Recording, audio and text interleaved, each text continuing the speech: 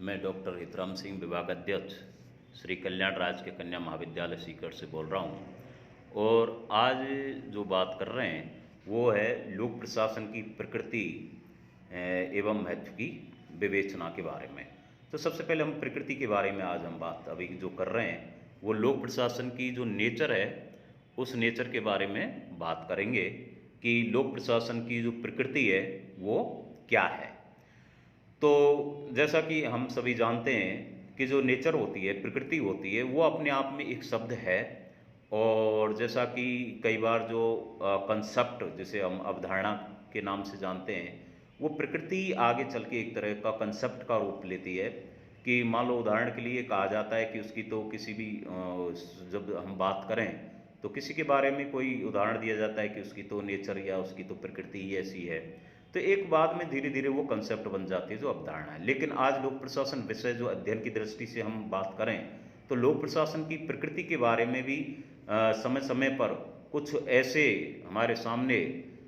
वाद विवाद रहे हैं। जैसा कि कुछ लोग जो विद्वान हुए, उन विद्वानों का जो थिंकर्स का कहना था कि ये जो विषय है वो एक विज्ञान के रूप में जाना जाए। दूसरी तरफ कुछ विद्वान ऐसे भी हुए, उनका कहना था कि ये जो विषय है इसकी जो प्रकृति है वो एक विज्ञान जो साइंस होता है उसकी प्रकृति नहीं है, बल्कि एक ये कला जिसे हम आर्ट्स कहते हैं, कला जैसी ही प्रकृति पाई जाती है। तो कुल मिला के अध्ययन की दृष्टि से इस सब्जेक्ट के बारे में इसकी जो प्रकृति है उस प्रकृति के लेके जो अनेक जो मत हैं, अलग अलग मत जो विद्वानों में जो मतभेद रहा है उसको समझने के लिए हमें इसको जो दोनों रूप हमारे सामने जो आए, कुछ विद्वानों का जो कहना था वो विज्ञान है, कुछ विद्वानों का कहना कि लोक प्रशासन एक कला है। तो इनको थोड़ा सा संक्षिप्त में हमें समझना होगा अलग अलग रूप में कि आखिर में लोक प्रशासन की प्रकृति है क्या, ये विज्ञान है या फिर कला है, या विज्ञान है तो क्या है और कला है तो किस रूप में है। तो सबसे पहले जैसा कि हम सभी जानते हैं कि जो सामाजिक विज्ञान हैं, जो सोशल साइंसेज हैं, इनके संबंध में सदैव ही विवाद रहा है। क्यों कि इन्हें विज्ञान माना जाए कि कला माना जाए। अब वास्तविक जो समस्या है विज्ञान बनाम कला, वो ना होके विज्ञान और कला दोनों की पूरकता को सिद्ध करने की है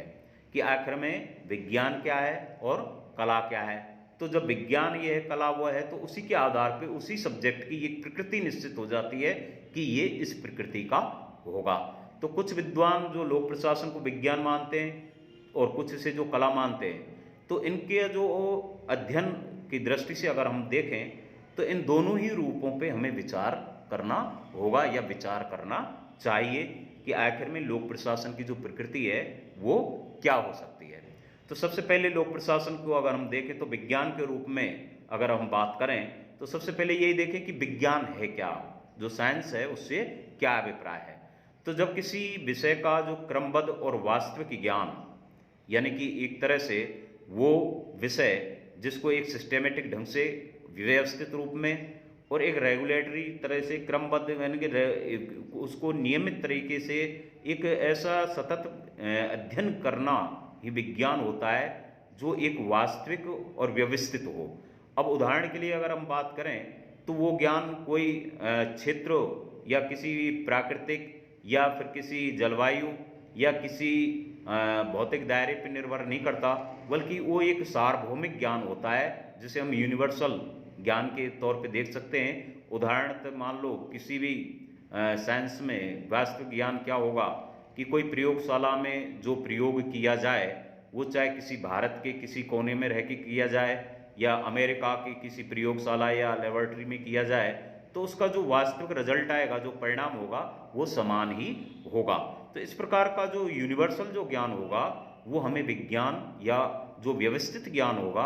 वो हम एक तरह से विज्ञान विषय के रूप में जानते हैं। अब उदाहरण के लिए इस परिभाषा में अगर हम देखें तो लोक प्रशासन एक विज्ञान है और इसमें वैज्ञानिक विधि को अपनाकर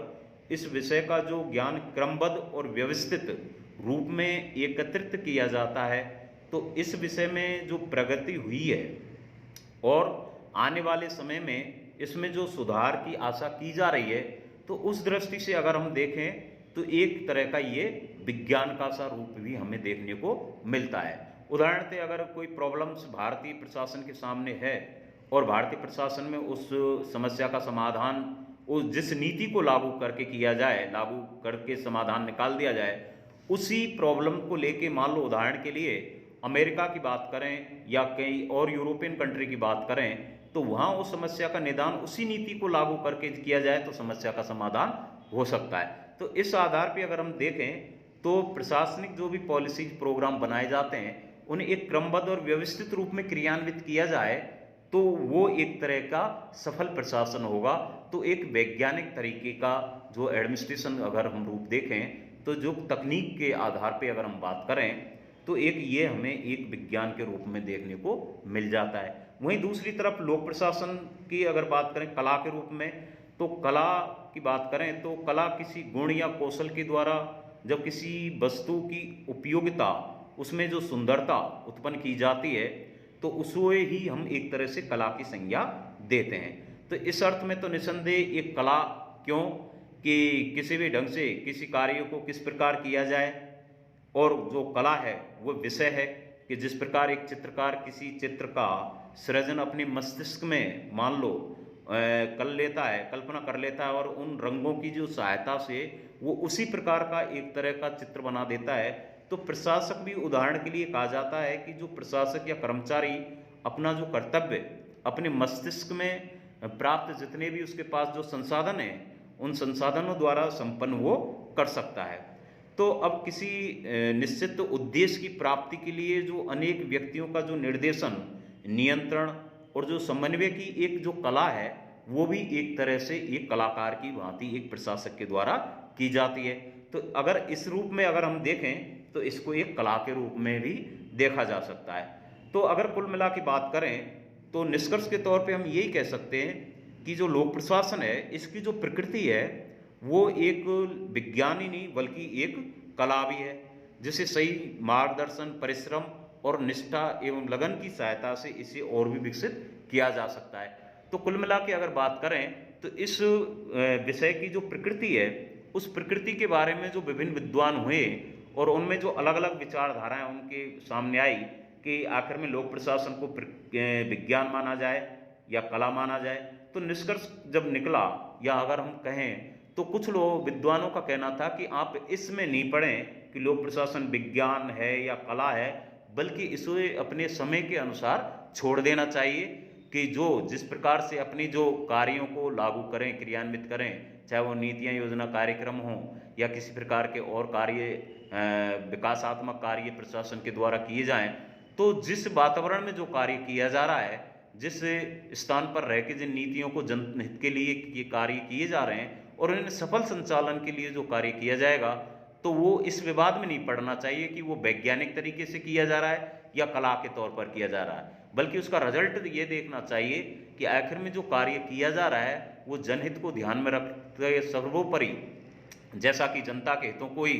प्रशासनिक दृष्टि से सर्वोपरि माना जाता है। तो सरकारों के द्वारा जितने भी जो नीतियाँ, योजना, कार्यक्रम बनाए जाएं उनको सफल संचालन करने का जो दायित्व प्रशासन का होता है वो यही है कि जनता के हितों को समय पर सर्वोपरि मानते हुए उनके हितों के लिए कार्य किया जाए। तो विभिन्न विद्वान जो समय समय पर हुए उनका यही कहना था कि इस विवाद में ना पड़ें, बल्कि यही हमारे लिए एक as a student, as a विद्यार्थी होने के नाते हम इसमें यही निष्कर्ष के तौर पे कहें कि ये कला है या विज्ञान है, ये समय के साथ छोड़ देना चाहिए और यही सर्वोपरि है कि प्रशासन द्वारा जो कार्य किए जाएं वो जनहित को ध्यान में रखकर किए जाएं और इसकी जो प्रकृति है वो कला विज्ञान से हटकर कहीं जनहित की जो प्रकृति है उसको ही सर्वोपरि माना जाए, और क्योंकि इसको समय पर छोड़ देना चाहिए। धन्यवाद।